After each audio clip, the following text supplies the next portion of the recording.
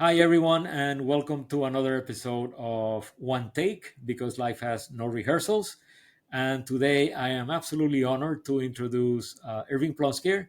Irving and I have known each other for like 30 years. He was an icon in the advertising industry in Latin America. And then he became an even better icon or bigger icon in media, where he ran all of Sony for sales for Latin America. So, Irving, it's great to see you here. It's Uh, always good to see you. Irving and I have happy hours a lot, so like we usually meet in a complete different circumstances with wine and empanadas. Yes. So Irving, we begin by asking everybody the same thing. It's not a tell me about yourself. It's more like what was that moment that you felt defined you professionally? It was a very weird situation. I was working at Young and Rubicam in New York. It was We're super busy. I was in a specialty unit that did print media buying. We were in the whole idea of fragmenting different segments of our business.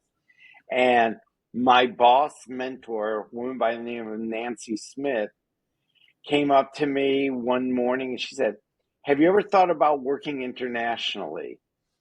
And I said, "Not really. I did go to Bermuda for my honeymoon, and but otherwise, Canada's about as international as I've ever been." She's like, "Oh, okay. You should think about it." I go, "Is there an opportunity?" And she said, "I'll get back to you." Well, about a year and a half went by, and she hadn't gotten back to me. I started looking to buy a condominium in New York, and I turned to Nancy. I said, "Nancy, you talked to me about going internationally. Is there any opportunity? Because I'm really trying to think about what I want to do with my career. I was contemplating going back to get an MBA, thinking different things." And she said, I don't really know. You should talk to the media director of Y&R, Gary Pranzo at the time, and set something up with them." And I said, "Okay." And naturally, as a 28-year-old going to see the big boss was very nerve-wracking. So I did not set up the meeting. I just waited, and about 2 weeks later, I get a call from Gary Pranzo. He says, "Can you please come down to my office?" I'm like, "Why am I going to Gary Pranzo's office?" I go down there, walk into his office. He said, "So, you want to work internationally and you don't tell me anything about this?" I'm like, "Sorry, Mr. Pranzo." And he said, "Well, I have an opportunity for you. Colombia or Madrid?" And I'm a Midwest boy. I have to say I did not have any Spanish skills what to speak of. And I'm like, "Colombia, this is the 1990s. I watch 60 Minutes. I see about what's going on there." And then I go, "Madrid, Madrid. Madrid is pretty much in Spain. I'm pretty sure it's that Madrid, which means it's Europe. Europe, Colombia, Europe. I'm going to go with Europe, Madrid." He's like, "That's a good choice." "Okay, that's good to know. Thank you." I'm like, "So what am I supposed to do?" He goes, "No, just was curious." Kicked out of his office. 2 weeks later, I'm interviewing for a job as media director to move to Spain, and have meetings in New York. Goes pretty well. Flown out to Spain in May of 96. No, 91. Flown out to Spain, meet with everyone in Spain, the head of the office, Pedro Semper, Kit Benevit, all those guys. We have great interviews. We're talking a lot, and I loved it. I absolutely loved the idea of being somewhere internationally, loved everything about Spain, loved the people. And that was a decisive moment in my career, going to Spain, not knowing a word of Spanish and trying to figure things out. And I remember talking to Pedro Semper. He's like, just be a nice person and you'll figure out how to communicate. So So that's I great. took some Spanish classes, and that was my decisive moment. And knowing language is not the only thing to communications. So, So you were 28, 29. You moved there, whatever. And then yeah. uh, I'm going to draw on a parallel to me because I had that moment when I thought, shit, I'm going to be old. I need to do stuff. Was there any point there that you said, I'm going to be old. I need to get ready for this?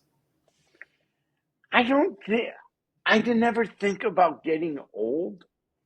I think about aging, and I hope I age.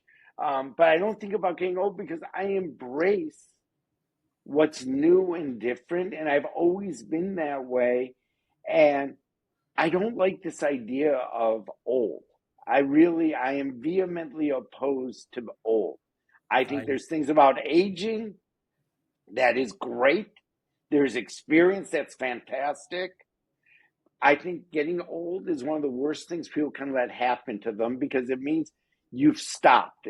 To me, I put old as you stop adapting and accepting what's new and different and embracing all that life has to offer. No, fair enough. So you had a long career, studied career in YNR. Yeah. That's where we met, and then you also had a long and really good career at Sony. So one of the things, and everybody has the cliche, right? Of change is inevitable, or like embrace change, whatever. But there are changes, and there are changes. What one thing from the industry changed that you, looking back, you would say, damn, I would have never thought of that change. Caught you completely, like by surprise. I think it's it's the time we've been living in for the past 20 years or so. I think this whole revolution that's been going on and looking at an industry that I love this, and let's call it the whole communications advertising and encompasses the Sony and Y&R years, is that everyone went to sleep to the new players in the market. And it was almost from first, it's like pretending they didn't exist. The digital players, the Yahoos in the early years, Microsoft. Um, it was almost, oh yeah, we're going to do something with them, but poo-pooing them and belittling how their importance. And this whole idea of sleeping through what was a revolution in the world and thinking that if we just pretend it's not happening, we'll be okay. And the lack of embracing the change. And what I looked at was an industries that just said agencies who are supposed to be forward thinking and forward looking and telling their clients of what's going on. You saw advertising agencies that had basically gone from being private client centric businesses to public companies worrying about quarterly profits, which I understand the importance of, but they kind of try to figure out how do we optimize our profitability, not the client experience. And even media companies that said, oh, but TV will always be so important, and they avoided it. And I saw companies that handled it badly. And I think a lot of the agencies that I worked with had a hard time transferring. I look at Sony Pictures, which was the company I worked with, who handled it brilliantly and said, here's the reality of what's going on. And they adapted. They go, listen, we are a content producing company. We're going to be an arms deal because you can't compete with the money of Netflix, Apple, and everyone else. We're going to sell to them. So the strategy I always looked at was brilliant. It was embracing the realities of change. So I think what always happened, I never thought businesses would fall asleep to a revolution and try to put their heads in the sand and live at the proverbial ostrich with their head in the sand and wait for it to come out and think everything's going to be okay. Um, So like Mao reversed when he said a revolution is exactly. not a dinner party. So a revolution Exactly. is a pillow party or something. It was something. It's like, let me just go back to sleep. And the sad part is, I saw some great people in the industry who also, their careers ended because they don't accept and embrace the changes that happen. I saw And that. it's really sad that they want to go back to the old days. So, I see that all over. I see that in the car industry. uh, Oh, automatics. Seriously? Paddle shifters, awful. Really? Or I see it in the camera business, like, oh yeah, yeah, manual, that kind of thing. yep, It's very sad, especially for those of us who insist on being on the cutting edge, the bleeding yep. edge, actually, of things. So takes me to the next question. I mean, you've been very much an entrepreneur for the last couple of years or three, and the most interesting, I mean, or the most different thing anyway that you would ever think, you're getting involved in solar, Yeah, and that is something that, of course, a lot of people say, well, solar, when the night, at night it doesn't produce or whatever. But of course, it is a completely different industry than most people yeah. think. So, kind of quickly, how are you adapting all of that knowledge that you've gotten in the past, I don't know, 30 years to creating a solar company? Well, I think, we've actually evolved, Marcella, from solar. Now we look at ourselves as we're involved in renewable energy. Okay, Uh, fair and enough. I think we're involved with products called biochar. What was interesting, and I'm going to take a minute on this, was after a career at Sony, which was one of the great companies, a great time at Y&R WPP, that I enjoyed. I tried to re-embrace going back to traditional agency. It turned out to be a horrible experience, looking for the comfort of what I was known. And I decided, let me do something different. And with close friends, we got involved in, he was involved in real estate, government subsidized real estate. And we saw that solar, and tied to the whole Inflation Reduction Act, there are government subsidies. So we got involved in renewable energy. It's about learning something very different. So every day I'm learning, learning, learning. So I think part of it was when you worked at the agency or when you worked at Sony is you had to understand your client's business and educate yourself about it. So I think that drive to educate myself and ability to educate myself to a good base level. I think one of the sad parts about a agency, you're never an expert, a full expert like the client might be, but you have a good enough understanding. I think that ability to learn has helped me well. And then my role with it is really about relationships, dealing with partners, which are all part of the skill sets I learned at the agency, working at Sony. And that's really helped me for this new phase of my career in renewable energies. And I still keep my fingers on the pulse, involved in media related entertainment industry. So doing a little portfolio of different things. But I think advertising media provides you with a experience to embrace a lot of different things. No, that is true. I mean, I've been through it, as you know, and it is very true. It makes you into a very well-rounded, very curious Yes. individual. So just kind of to wrap it up, I mean, like right now, like we say in Spanish, you're beyond good and evil.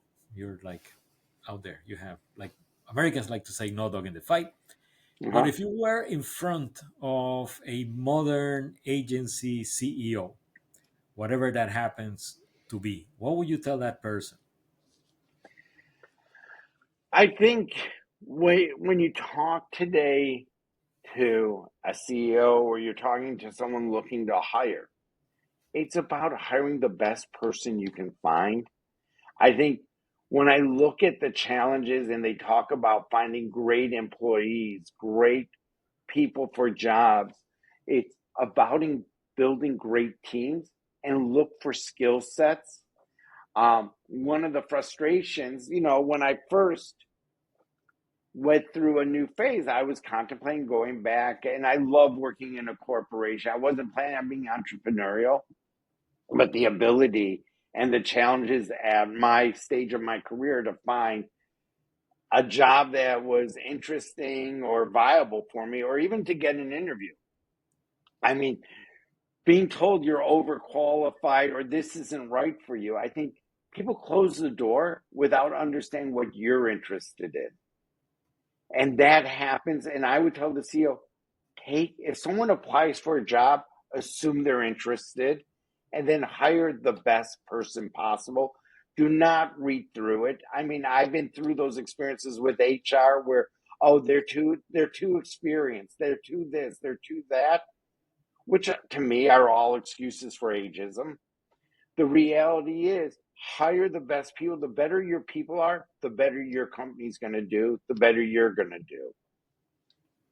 Well, no, that's absolutely great, and thank you, Irving, for Thanks, joining Marcelo. the the episode of One Take. We need to meet for wine and empanadas next week, That so sounds good. we'll see each other, man. All right. Thank you Talk to very you later, much. my friend. All right. Thanks. Bye-bye. Bye Bye. bye.